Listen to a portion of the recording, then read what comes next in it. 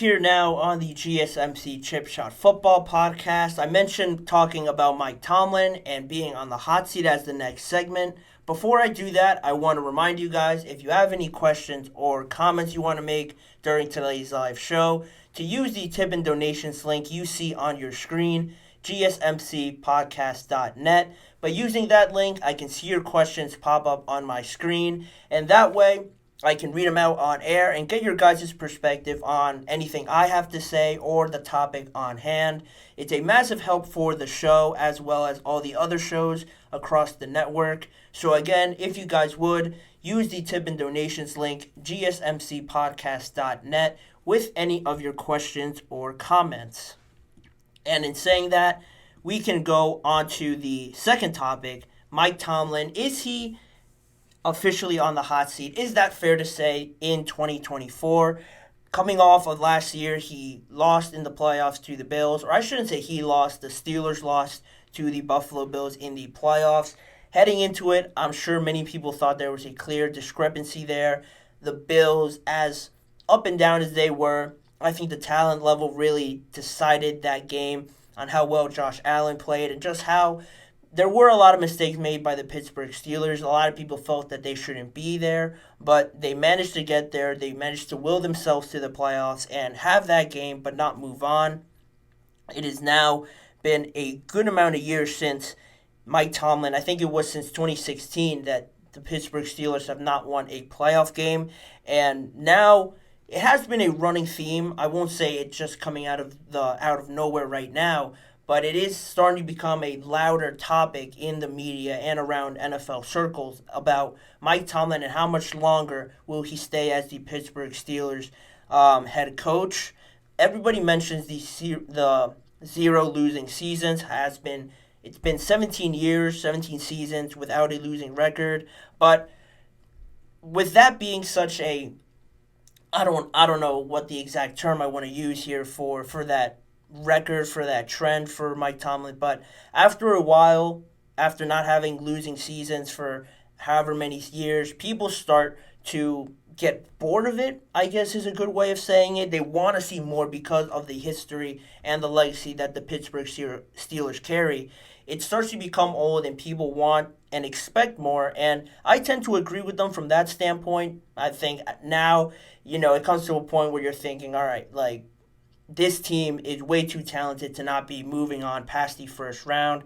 And this year they asked Mike Tomlin about it in a press conference. He stormed out of it. He seemed pretty annoyed by the question, but soon after that he announced that he would be coming back and playing again, or not playing and coaching again, I should say, this year for the Pittsburgh Steelers. But like I mentioned, it has started to become a bit more loud with this conversation, especially with one analyst going on their platform. Willie Colon is his name, a former offensive lineman who actually played for Mike Tomlin as a Pittsburgh Steeler a few years ago. He went on and had some pretty upfront comments to make about Mike Tomlin and being on the so-and-so hot seat. He said, "I love Mike Tomlin, but I have to officially say, he's on the hot seat. And when you talk about his overall record, you talk about in 17 seasons, he has an 8-10 playoff record.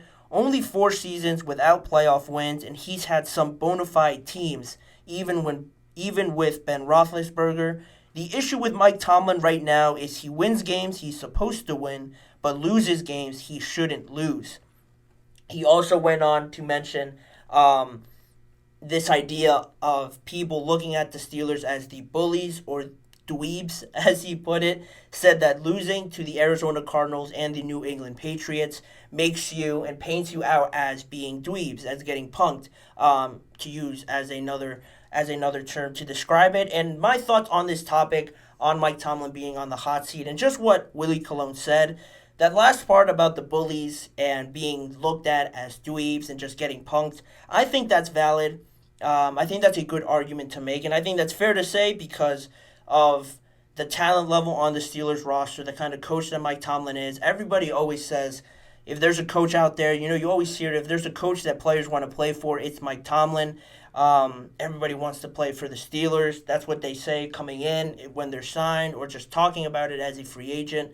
people want to play for the Steelers, and this idea of having so much talent being hyped up a lot around the league, but at the end of the day, if you're losing to teams like, with all due respect, like the Cardinals or the Patriots, who aren't touted as one of the top teams, people are left confused. And especially, I'll go back to that Arizona game at home. It was just one of the worst games, if you're a Steelers fan, which I am, to watch and see how the Arizona Cardinals had their way with the Steelers. The Steelers couldn't do anything about it, and it just doesn't make sense with how the Steelers have talked about this team, all the talent that they have. To get punked like that at home, it doesn't leave and it doesn't paint the Steelers in a good picture. And people, a lot of the time, usher that to Mike Tomlin.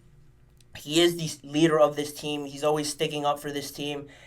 And looking at Mike Tomlin now, so many seasons of the same thing going on, I still think it really doesn't all fall on him. To say that he's on the hot seat now, I think it just falls in line with the saying, the grass isn't always greener on the other side. You have a good thing going with Mike Tomlin. The consistency that he brings, the Steelers way of doing things, the Steelers mantra. You always catch Mike Tomlin saying things like, the standard is the standard. He understands that. He's the one that sort of carries it on. He's been here for that whole run of the prosperous years for the Pittsburgh Steelers. To think that you're just going to get rid of him, and the fans want instant results, right? People want this situation to change as soon as possible. To get rid of the one consistent piece that has been there all these years doesn't make much sense. I can see the argument about, trying to change things and bring in a new voice or something like that, but especially with the head coaching position, it's not something that can easily just come in and out and you're going to have the same results. A lot of the time, the team has a transition period, and then once that transition period is over, you get the younger guys that sort of step into their shell and sort of take over the team, but your older, more reliable, established players might be on the way out. And again, you're stuck in this balance, this cycle of bringing in players that you think would fit, trying to reestablish yourself on the defensive side of the ball or on the offensive side of the ball, how it has been the case thus far for the Steelers. You have too many pieces going in and out to not have a leader that has a clear picture of what this is all supposed to look like. I think that's one of the biggest attributes for Mike Tomlin, that he knows what success is. He knows what's worked for this team in the past. It's just harder than a lot of people think to build a great team and have all the pieces fall in line when you don't have a quarterback. They addressed that to some extent this offseason, really just getting rid of everybody in that room, bringing in Russell Wilson, bringing in Justin Fields, as well as addressing the biggest question over the last 4 to 3 years, the offensive line, drafting 2 in the first 2 rounds, also going out and bringing in other wide receivers, changing the personnel, bringing in Arthur Smith as the offensive coordinator to start something new with the Steelers, bringing in a new wide receiver coach. They changed general managers just a couple seasons ago. This is all part of that transition. It's never pretty.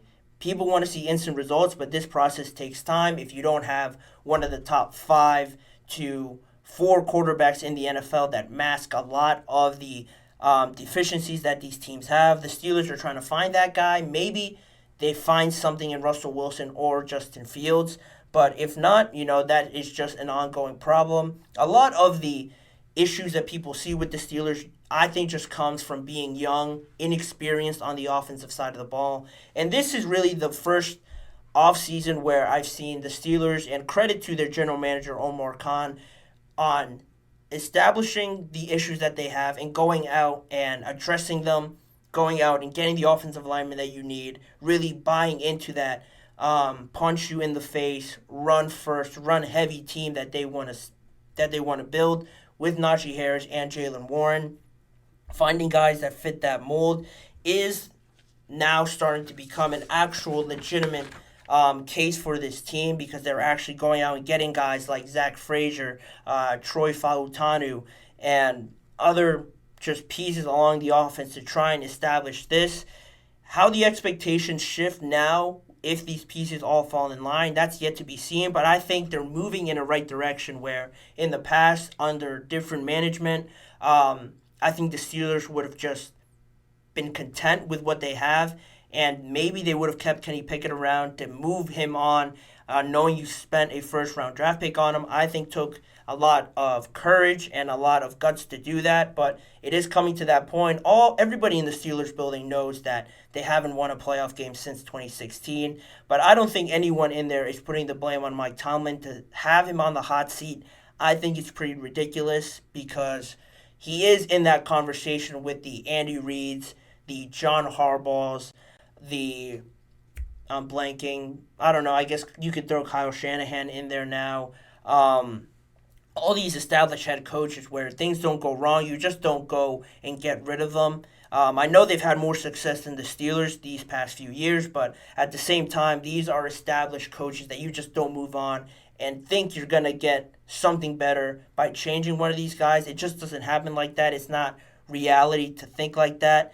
People think that just trying to find the solutions after they've tried everything seems easier than it actually is, but if people want to see the old Steelers and want to get rid of the guy that has been there that whole time, that's really the biggest point.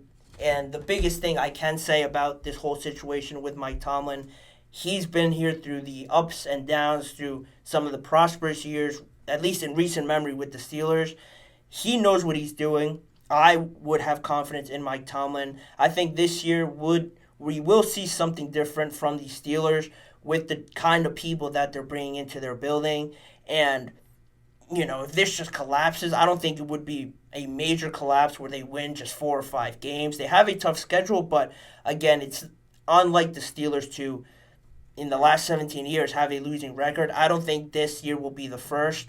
We're just going to have that confidence in Mike Tomlin. He's one of the most established guys. A lot of people would back him, and if they got rid of him, I don't think it wouldn't be a good decision if they got rid of Mike Tomlin and then in the same offseason he finds another job, because I can guarantee if he does become available, at least half of the NFL would go after him to try and be their head coach, and that won't make the Steelers look any better. So it is in their best interest to keep him. I have high hopes for the Steelers this year with all the pieces that they've brought in. It just has to finally come into fruition in 2024. But in the meantime, we will continue on with today's episode. A few more topics to talk about on today's episode. Coming up is the injury update on Joe Burrow's wrist, how he's feeling, how he's looking on his return to practice, and later on, the comments made recently by Austin Rivers on NBA players and NFL players. What did he say, and what I have to say about his comments are coming up on today's show. So stick around after this break. We'll be back with more on the GSMC Chip Shot Football Podcast.